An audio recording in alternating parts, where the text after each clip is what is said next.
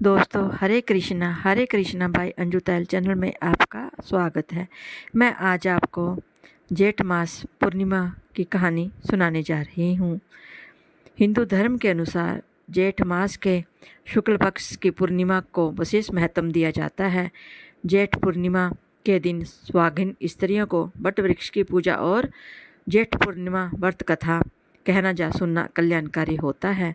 आज के दिन एक बांस की टोकरी में 7 प्रकार के अनाज को कपड़े से ढककर रखना चाहिए। दूसरी टोकरी में माँ सावित्री की प्रतिमा रखी जाती है और उसी के साथ धूप, दीप, अक्षत और कुमकुम आदि पूजा सामग्री भी रखी जाती है। माँ सावित्री की पूजा कर वट वृक्ष के 7 चक्कर लगाते हुए मोरली का धागा वट वृक्ष पर बांधा जाता है। इसके बाद निर्धन व्यक्ति या ब्राह्मण को श्रद्धा अनुसार दान दक्षिणा प्रसाद के रूप में चने गुड़ दिया जाता है। मान्यता है कि आज के दिन पवित्र नदी में स्नान करने से व्यक्ति के सभी पाप धुल जाते हैं। जेठ पूर्णिमा को वट पूर्णिमा के नाम से भी जाना जाता है। इस दिन वट सावित्री के व्रत की तरह ही वट वृक्ष की पूजा की जाती है। बोलो सावित्री माँ की जय। पौराणिक व्रत कथा के अनुसार राजा अश्वपति के घर देवी सावित्री के अंश से एक पुत्री का जन्म हुआ, जिसका नाम महाराजा ने सावित्री रखा। पुत्री युवा अवस्था को प्राप्त हुई देखकर राजा ने मंत्रियों से सलाह की। इसके बाद राजा ने सावित्री से कहा, तुम्हें योग्य वर देने का समय आ गया है। मैं विचार कर तुम्हारी आत्मा के अनुसार वर खोज नहीं पा रहा हूँ, इसलिए है पुत्री, मैं तुमको अपना वर चुनने की अनुमति देता हूँ।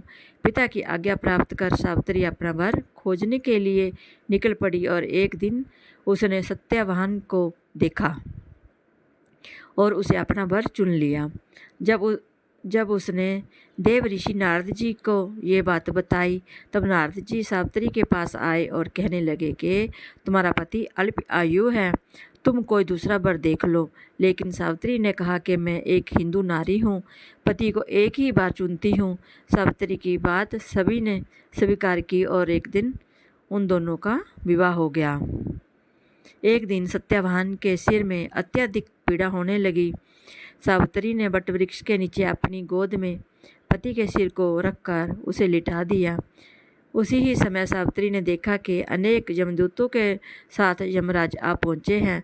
सत्यवान के जीव को दक्षिण दिशा की ओर लेकर जा रहे हैं। यह देख सावित्री भी यमराज के पीछे पीछे चल देती है। उन्हें आता देख यमराज ने कहा कि हे पतिव्रता नारी, पृथ्वी तक ही अपने पति का साथ देती है, अब तुम वापस लौट जाओ। उनकी इस बात पर सावित्री ने कहा कि जहाँ मेरे पति रहेंगे वहाँ मैं रहूँगी, यही मेरा पति धर्म है। सावित्री के मुख से ये उत्तर सुनकर यमराज बड़े प्रसन्न हुए। उन्होंने सावित्री को वर मांगने को कहा और बोले, मैं तुम्हें 3 वर देता हूँ, तुम कौन कौन से 3 वर लोगी? तब सावित्री ने सास ससुर के लिए नेत्र ज्योति मांगी, ससुर का खोआ हुआ राज्य वापस मांगा और अपने पति सत्यवान के 100 पुत्रों की मां बनने का वर मांगा। सावित्री के ये तीनों वरदान सुनने के बाद यमराज ने उसे आशीर्वाद दिया और कहा कि तथास्तु, ऐसा ही होगा। सावित्री ने अपनी बुद्धिमत्ता से यमराज को उलझा दिया। पति के बिना पुत्रवती होना जितना असंभव था, उतना ही यमराज का अपने वचन से मुख फेरना। अंत में उन्हें सत्यवान के प्राण वापस करने ही पड़े।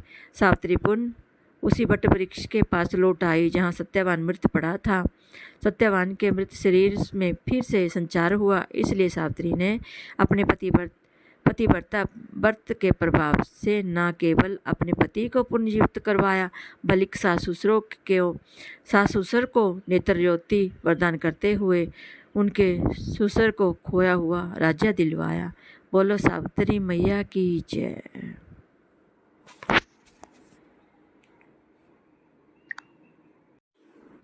दोस्तों